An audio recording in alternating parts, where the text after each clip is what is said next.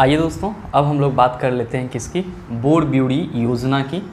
जी हाँ, इसी को हम लोग इंग्लिश में क्या कहते हैं, बोर-ब्यूरी स्कीम कहते हैं। और किसी परमाणु के विभिन्न कक्षा में जो इलेक्ट्रॉन का वितरण होता है वो बोर-ब्यूरी स्कीम के तहत ही होता है। मेरे मित्र ध्यान में रखेंगे कि इस योजना की शुरुआत कब करी गई सर, तो 1921 में। किसके द्वारा, तो बोर और ब्यूरी नामक वैज्ञानिक के द्वारा। सबसे पहले इस योजना को समझने से पहले आप ये समझ लीजिए कि परमाणु जो होता है वो क्या होता है सर, गोलीय होता है। और आप सबों को मालूम है, बहुत बार इस चीज़ पे आप डिस्कशन कर चुके हैं। परमाणु के बीच में क्या रहता है, नाभिक, जिसमें प्रोटॉन और न्यूट्रॉन उपस्थित होते हैं। और इसके चारों ओर एक वृत्ताकार मार्ग होती है। किसके चारों ओर, नाभिक के चारों ओर। और इसी वृत्ताकार मार्ग को हम लोग क्या कहते हैं, कक्षा कहते हैं सर। ठीक है सर, तो आप इस चीज़ को भी ध्यान में रखिएगा कि नाभिक के चारों ओर का वृत्ताकार मार्ग जिसमें इलेक्ट्रॉन घूमता है उसको हम लोग क्या कहते हैं, परमाणु का कक्षा बोलते हैं, या ऑर्बिट बोलते हैं, या फिर सेल बोलते हैं। तो आप इस चीज़ को भी ध्यान में रखिएगा। आपको पता है कि परमाणु के पहले कक्षा को K से, दूसरे कक्षा को L से, तीसरे को M से, और चौथे को हम लोग N से, फिर आगे बढ़ता चला जाएगा। तो K, L, M, N, O, P, Q इस तरह से चलते चले जाएंगे। ध्यान में रखिएगा कि ये जो K, L, M, N है ये हम लोग अपने मन से नहीं देते हैं। एक्चुअली में ये स्पेक्ट्रोस्कोपी में यूज़ होने वाले लेटर हैं जिससे हम लोग किसी भी परमाणु के कक्षा को क्या करते हैं, रिप्रेजेंट करते हैं। तो आप इस चीज़ को ध्यान में रखिएगा। अब देखिए कि बोर-ब्यूरी योजना क्या कहता है। बोर-ब्यूरी योजना का पहला नियम ये कहता है कि परमाणु के विभिन्न कक्षा में जो इलेक्ट्रॉन चक्कर लगा रहे हैं तो किसी कक्षा में अधिकतम इलेक्ट्रॉन की जो संख्या होगी वो कितनी होगी सर, 2n² होगी, जहाँ n क्या है, कक्षा संख्या है। जी हाँ मेरे मित्र, आप ध्यान में क्या रखेंगे कि किसी परमाणु के कक्षा में अधिकतम इलेक्ट्रॉन की संख्या कितनी होगी, 2n² होगी, जहाँ पे n क्या होगा, तो n जो है वो कक्षा की संख्या होगी। n क्या होगी सर, कक्षा की संख्या होगी। तो आप कहेंगे सर नाभिक से सटा हुआ कक्षा K है तो इसको हम लोग पहला कक्षा बोल दें, आराम से बोलिए। उसके बाद दूसरा कक्षा, उसके बाद तीसरा कक्षा, और उसके बाद क्या होगा आपका, चौथा कक्षा होगा। और किसी कक्षा में अधिकतम इलेक्ट्रॉन कितना रहेगा, 2n²। n क्या है, कक्षा की संख्या है। आपके मन में सवाल उठेगा तो पहला कक्षा में कितना इलेक्ट्रॉन रहेगा, तो सर 2 इंटू आप 1 का स्क्वायर कर दीजिए। क्यों, क्योंकि n कक्षा की संख्या और आप बात कर रहे हैं पहले कक्षा की, तो 2 इंटू 1 का स्क्वायर करेंगे 2 हो जाएगा। अब दूसरे कक्षा की आप बात करेंगे तो 2 इंटू 2 का स्क्वायर कर देंगे तो कितना हो जाएगा, 8 हो जाएगा।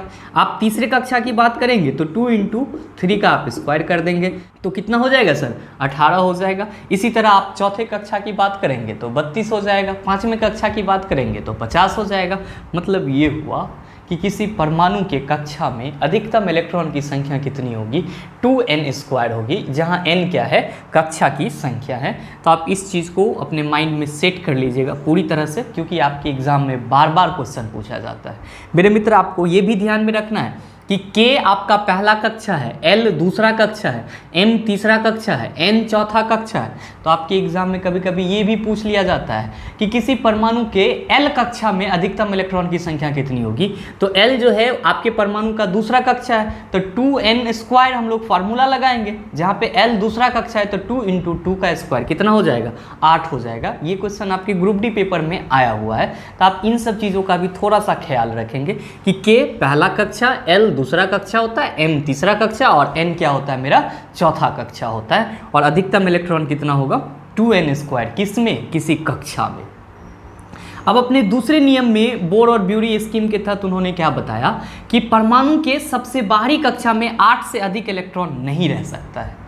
कोई भी परमाणु होगा उसके बाह्यतम कक्षा में 8 से अधिक इलेक्ट्रॉन नहीं रहेगा। आप कहेंगे सर क्यों नहीं रहेगा, क्योंकि अगर किसी परमाणु के बाह्यतम कक्षा में 8 इलेक्ट्रॉन चला गया या 8 इलेक्ट्रॉन है तो वो परमाणु क्या होता है सर, अस्थाई माना जाता है, स्टेबल माना जाता है। और मेरे मित्र ध्यान में रखिएगा कि बोर और ब्यूरी के इसी स्कीम को, यानी कि आपका जो दूसरा पोस्टुलेट है, इसी को हम लोग क्या कहते हैं सर, इसी को हम लोग ऑक्टेट रूल के नाम से भी जानते हैं, अष्टक सिद्धांत के नाम से भी जानते हैं। अच्छा, वो न्यूलैंड वाला जो आप अष्टक पढ़ रहे होंगे तो न्यूलैंड वाला अष्टक को हम लोग ऑक्टेव रूल कहते हैं।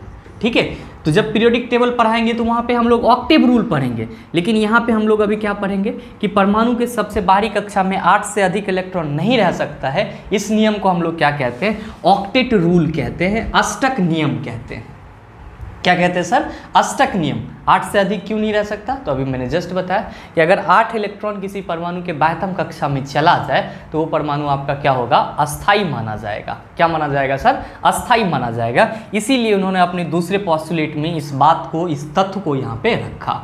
नेक्स्ट उन्होंने अपने तीसरे पॉस्टुलेट में, किसने सर, बोर और ब्यूरी ने अपने तीसरे पॉस्टुलेट में क्या बताया कि बाह्यतम कक्षा से पहले वाली कक्षा में 18 से अधिक इलेक्ट्रॉन नहीं रह सकते हैं, चाहे कक्षा की संख्या कुछ भी क्यों ना हो। जैसे कि आप यहाँ पे देख रहे हैं कि ये आपका चौथा परमाणु का बाह्यतम कक्षा है, तो इस बाह्यतम कक्षा से पहले वाले कक्षा में हो सकता है कि यहाँ पे आप कहेंगे कि सर इसका कक्षा संख्या 3 है, तो 3 में तो 18 इलेक्ट्रॉन रहेगा ही रहेगा। मेरे भाई मैं बात उसकी कर रहा हूँ जब आपकी कक्षा की संख्या 5 हो। आपकी कक्षा की संख्या कितनी हो सर, 5, 1 2 3 4, एक और कक्षा ले लीजिए सर। अब ये क्या हो गया सर, 5।